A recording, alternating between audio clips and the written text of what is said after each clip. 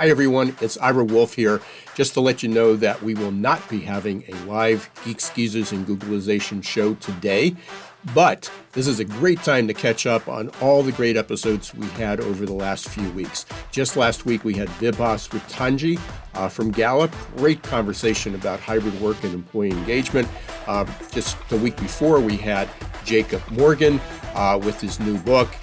Prior to that, we had Paul Zak, a great talk about neuroscience. And then just a few weeks prior to that, we had Gabriella Kellerman, who was talking about her new book, Tomorrow Mind, that was co-authored with the great Dr. Marty Seligman. So a great opportunity to catch up. We also have our GGG Unleashed episodes that are available. They're 15-minute broadcasts each month by people like Vivian Blade, Bill Keller, Joe Sirio, Paul McCarthy, of our partner Avanti. We had a great conversation with Dennis Kozak. So please take a few minutes and listen to or watch the shows. You can listen on Apple, Spotify, Amazon, any place that you listen to podcasts, or you can catch it on YouTube and watch the live replay. I guess that's an oxymoron, but you can watch the replay. Okay, until next week, have a great week, and don't let the shift hit your plans. The most startling finding, Ara, you mentioned you've looked at quite a lot of our research. The one that scares me the most, you mentioned the number on how many employees actually feel that they're connected to the culture of their organization. The one that scares me the most is when we actually pass that number by leaders and individual contributors. So the individual contributors were about 17 to 18%. And leaders were at 39%. So there's a 22% gap. My problem is not the 22% gap. My problem is the 39%. Only 39% of leaders feel that they're connected to the culture of their organization. We know that hybrid employees right now are the most engaged in terms of engagement with the organization. Guess who's the least engaged? On-site. Least engagement overall. And we found out the magic number is 3. If you actually have 3 days on-site and if you're hybrid, that seems to have the most impact on engagement. And there are 2 days you want to avoid. You want to avoid manic Mondays. That doesn't work if you're in the office. You want to avoid Freaky Fridays. We're all vulnerable right now in leading up to this future of work. You know, we're living in this age of VUCA, volatile, uncertain, complex, and ambiguous. And we can't, you know, if it's not a technological event that's disruptive, if it's not politics, you know, living in the US, if it's not politics, it's war.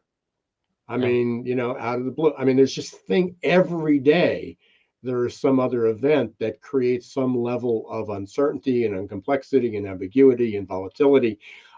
Every human being on this planet is experiencing levels of change. And even for the people who have all 8 of your attributes, if they're not feeling somewhat vulnerable at this point, and recognize that they need to adapt and change and grow, but they may not know exactly what their next step is, and be able to admit that, you know, it's somewhat scary when people think that they have the answers. Grew up watching and emulating my dad, so I too was never vulnerable. Didn't believe in it. Thought it was something dumb that I shouldn't be doing.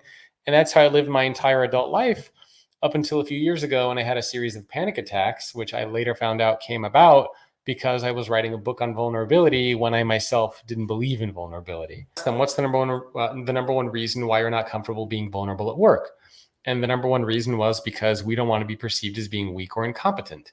So how do you avoid being perceived as being weak or incompetent? You demonstrate your competence. Obviously, if you just show up to work every day talking about the gaps that you have, you are going to create a perception in the eyes of those around you that you got a lot of gaps. I think the correlation between happiness and productivity has been confused by a lot of people. It really looks like, for most of the research, is that productive people feel satisfied, right? So it's not that I want you to have Taco Tuesday and, you know, whatever, jump around and sing songs. What I really want to do is give you hard but achievable goals. You work in a team to meet those goals and then go, holy crap, we did some great work this week, right? We really killed it. I feel great about my job. I feel satisfied. I have this sense of accomplishment, which is very important. The war for talent is over, right? Talent has won because we have record low unemployment rates. There are no more babies, right? We've got to actually create workplaces where people can really be satisfied, have a sense of accomplishment, professional growth, personal growth. All this is really important, particularly for younger people, but for everybody. So I think part of that is we're going to see this employment move to the workplaces that have better cultures. And then the next question below that, the neuroscience question, is what does a great culture look like? Just as there's post-traumatic stress, there's something called post-traumatic growth, which is that at the other end of the population bell curve, there are people who are so highly resilient that even when they are exposed to something potentially traumatic, they're able to grow stronger, perhaps not right away. In some cases, it takes 6 months, 12 months, to see those impacts.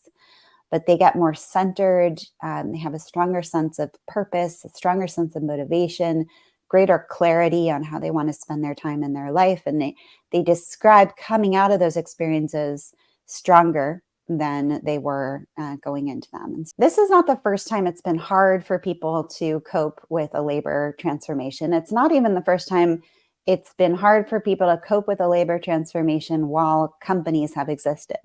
New episodes of Geeks, Geezers, and Googleization, as well as the GGG Unleashed collection, are available now to listen and download. Listen to wherever you get your podcasts.